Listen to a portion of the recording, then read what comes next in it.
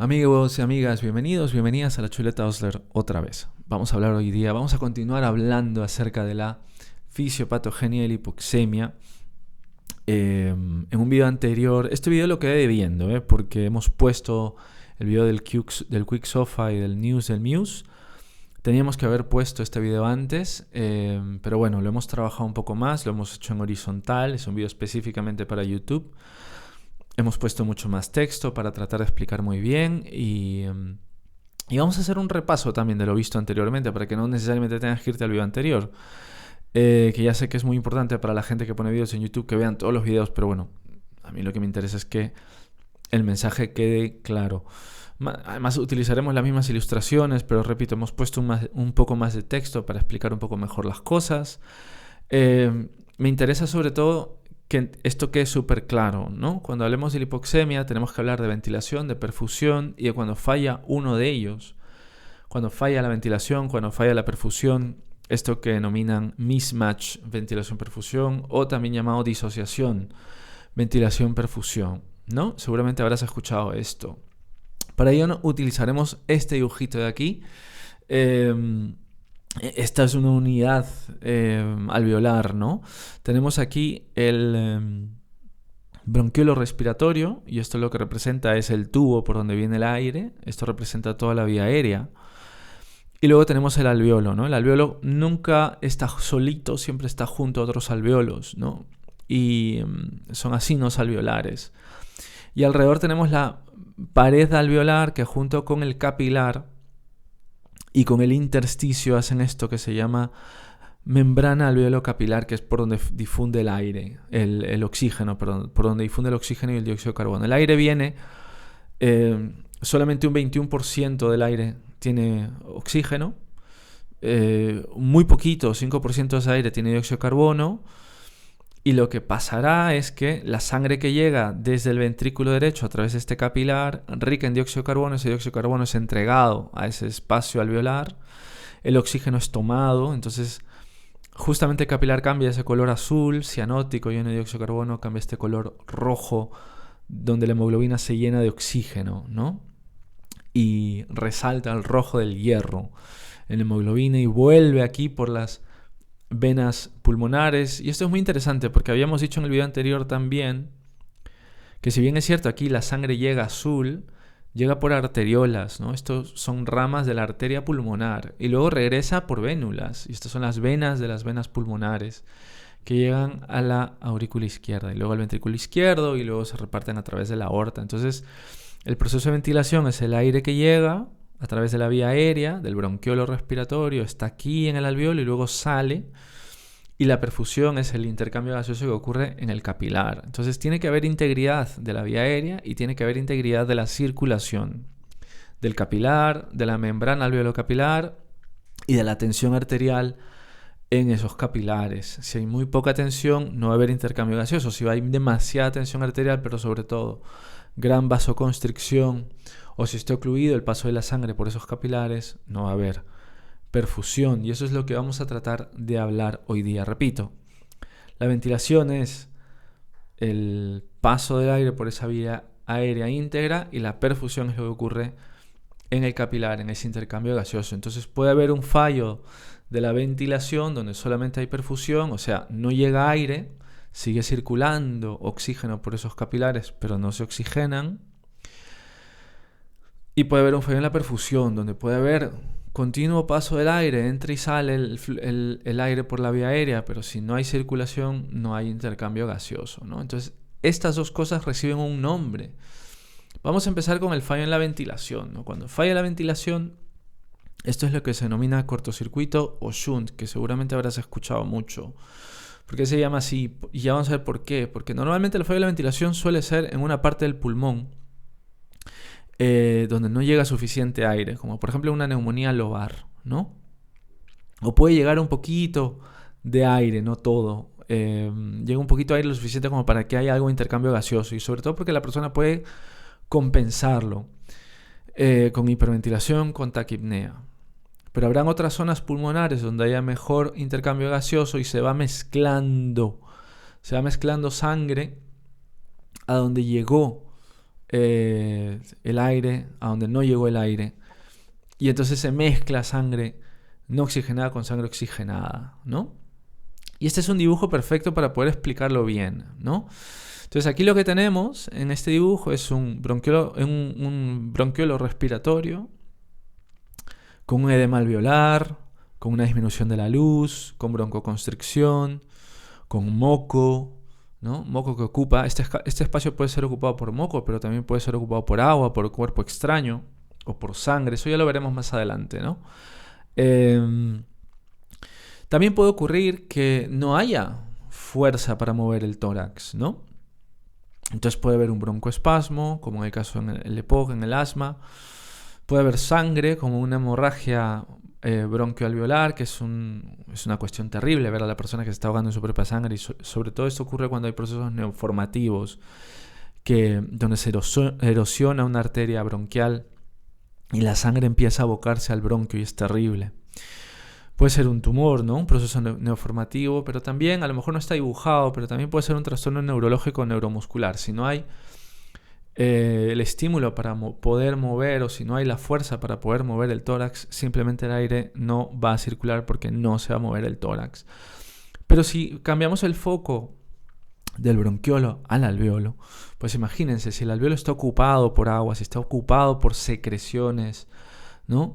Como por ejemplo en la misma neumonía, donde puede haber un empiema, donde está ocupado por pus, ¿no? O la hemorragia alveolar, como por ejemplo en estas vasculitis con hemorragias alveolares, directamente sangre del alveolo.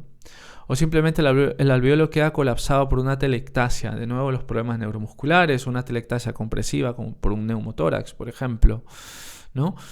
Si está ocluido el proceso de paso del aire, o que el aire esté en contacto, el aire que entre esté en contacto, esto queda totalmente imposibilitado el contacto del aire con el capilar, entonces el vaso sanguíneo va a continuar su camino con sangre sin oxigenar y va a llegar al ventrículo izquierdo sin haberse oxigenado o mezclándose con sangre oxigenada de otras zonas del pulmón donde sí hubo intercambio gaseoso, ¿no?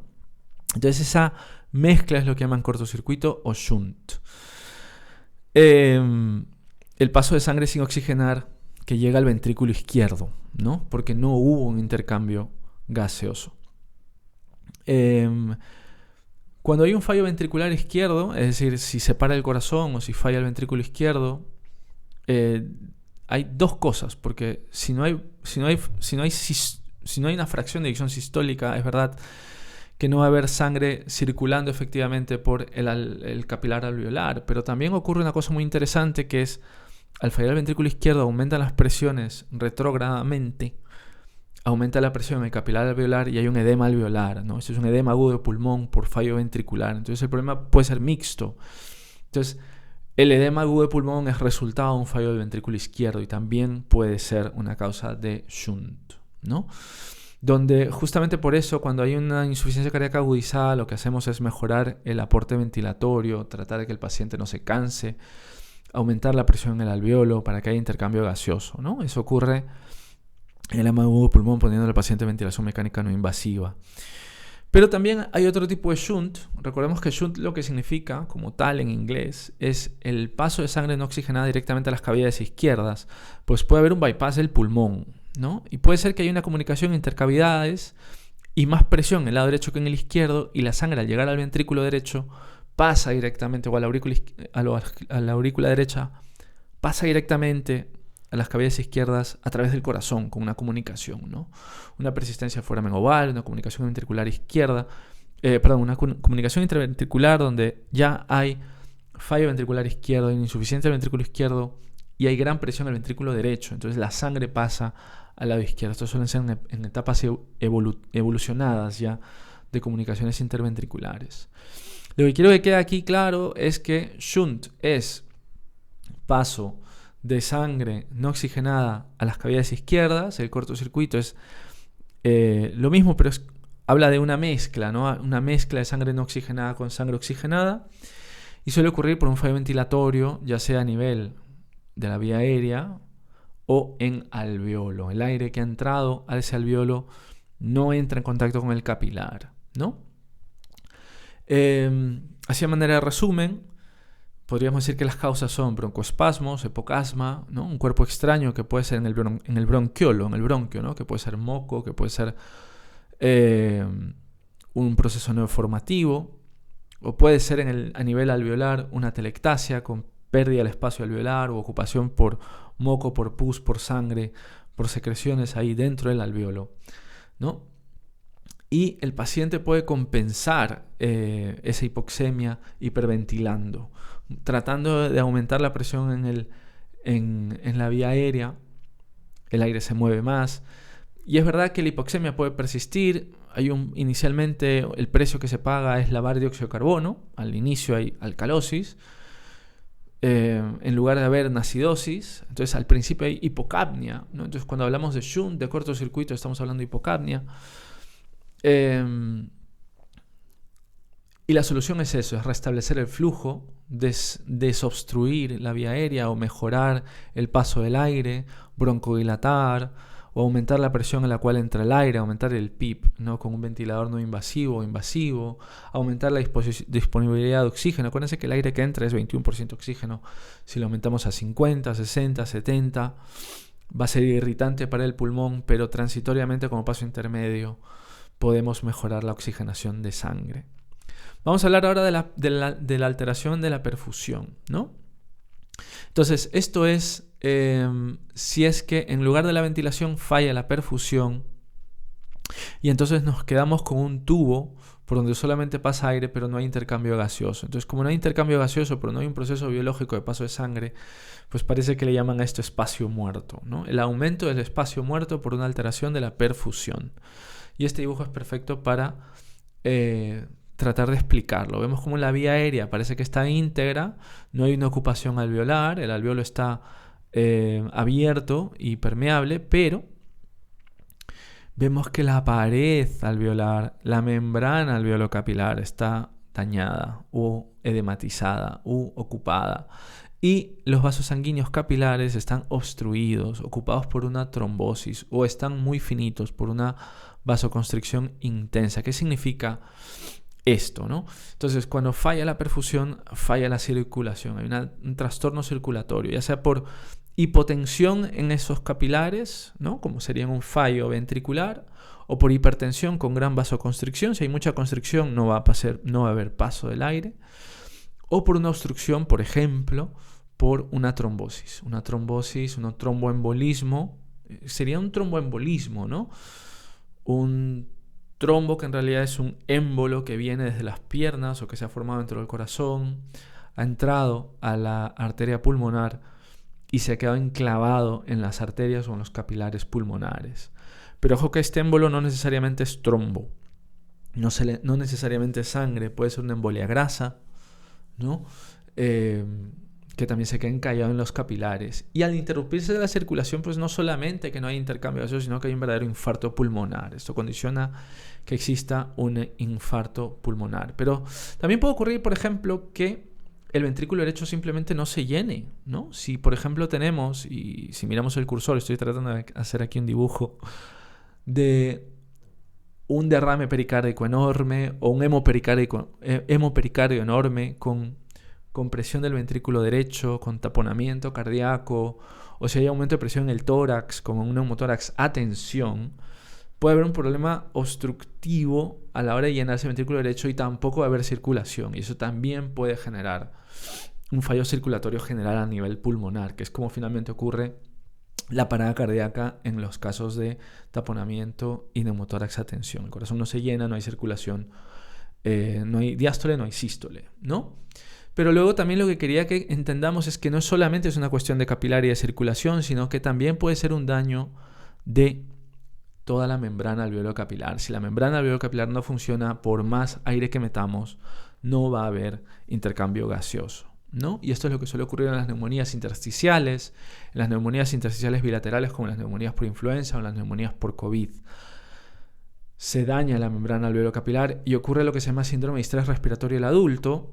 Estamos metiendo mucho aire con gran concentración de oxígeno para que solamente haya un intercambio gaseoso pequeñito. Entonces los pacientes llegan a saturar 80, pero con FiO2 de 100, de 99, ¿no? Eso también pasa en el enfisema, donde hay que tener mucho cuidado porque el paciente enfisematoso es un hipercápnico crónico, ¿no? Y es una de las cosas que pasa aquí y que quiero que tengamos en cuenta, que cuando existe fallo de la circulación, cuando hay una alteración de la perfusión, hay una mayor tendencia a la hipercapnia. El paciente, por más que está hiperventilando, no está eliminando dióxido de carbono y se está acumulando. Entonces, de forma rápidamente progresiva, hay hipercapnia, ¿no? No ocurre una hipocapnia inicial como cuando hay un trastorno de la ventilación. Y esto ayuda mucho a la aplicación clínica, porque si yo tengo un paciente que está en una disnea intensa de forma aguda y estoy auscultando sibilantes, resulta que era un EPOC, un asmático, y mejoro la ventilación, broncodilato, y me toma aire con más concentración de oxígeno, y por más que hago esto, por más que mejoro la ventilación, el paciente continúa hipercápnico y se está poniendo peor y se está poniendo más azul, a lo mejor hay otro problema añadido. Hay otro problema añadido que por más que mejore la ventilación, a lo mejor hay un trastorno en la perfusión también. Esto es muy importante tenerlo en cuenta a manera de aplicar este conocimiento clínicamente, ¿no? Aplicarlo al paciente, porque no es una cuestión simplemente saber qué es hipoxemia, saber qué es cortocircuito, saber qué es espacio muerto y tal. Es aplicar ese conocimiento al paciente que tenemos enfrente, ¿no? Entonces, repito, si un paciente está en disnea aguda y yo mejoro la ventilación y mejoro el aporte de oxígeno, si no mejora y se pone rápidamente de una manera rápida, ¿no? Hipercápnico, entonces a lo mejor hay un problema en la perfusión. No vaya a ser que tiene un problema contráctil en el corazón, o sea, a lo mejor está teniendo un infarto, está empeorando su insuficiencia cardíaca, no vaya a ser que tenga una arritmia, no vaya a ser que el paciente tenga una tromboembolia pulmonar y no nos hemos dado cuenta, ¿no? Entonces, no hay ningún tipo de intercambio gaseoso, la sangre está llegando al corazón izquierdo rica en dióxido de carbono y el paciente se está poniendo progresivamente hipercápnico y azul, cianótico. El problema del fallo de bomba era lo que decíamos que puede ser mixto, ¿no?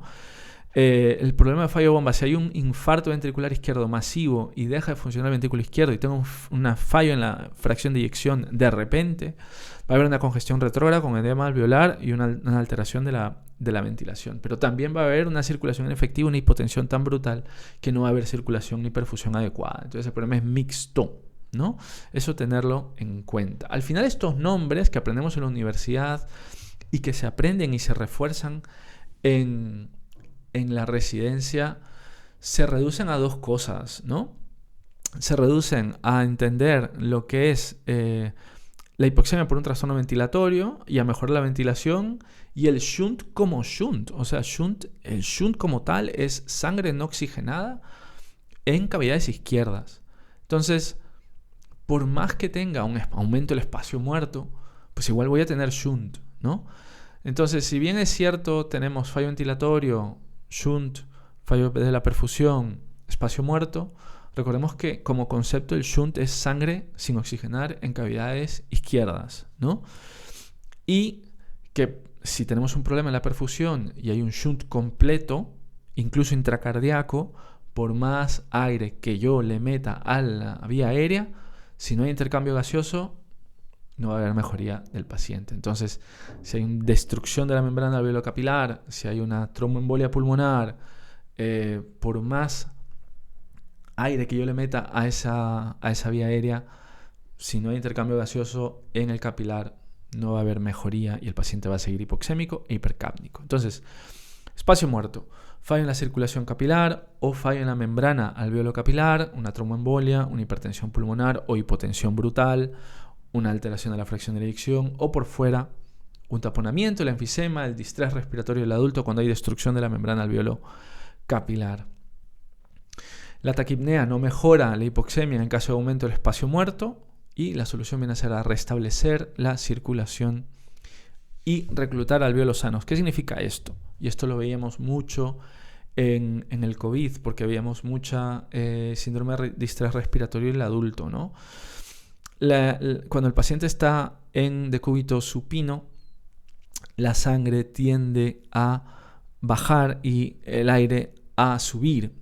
Y digamos que en la parte más anterior es donde hay más vasos sanguíneos. Entonces al paciente lo ponían boca abajo para que haya un match entre cantidad de sangre y oxígeno, para que podamos utilizar la mayor cantidad de alvéolos sanos, ¿no? La mayor cantidad de alvéolos sanos. Y también se ponían altos pips, o sea, la presión al final de la expiración se mantenía alta para que justamente se mantengan alvéolos abiertos y esos alvéolos usarlos para que haya zonas de intercambio de oxígeno. Eso es lo que llamaban reclutar alvéolos. Es una manera de romper el mismatch, de romper el espacio muerto. Bueno, espero que esto les haya servido. Es todo por hoy y ya nos veremos en un próximo repaso.